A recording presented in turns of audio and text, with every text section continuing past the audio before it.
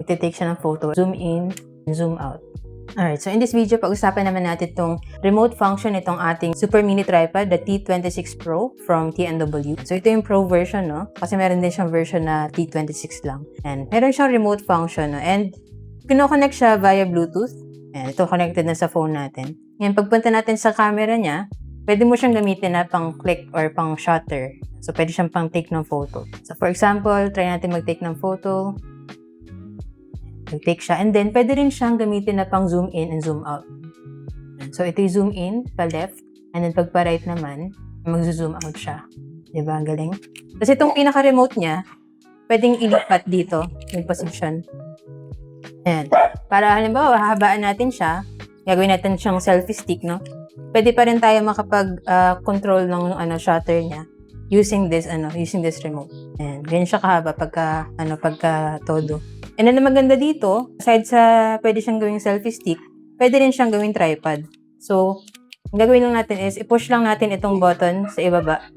Tapos, ayan, mag-open na yung kanyang apat na paa. Ayan. So, kung nasa labas ka and kailangan mo ng tripod, useful tong super mini tripod from TNW. And pwede rin siyang habaan. Ayan, kung gaano kahaba yung gusto mo. Tapos ito, pwede mo rin siyang gawin na landscape mode. Ayan, naiikot siya.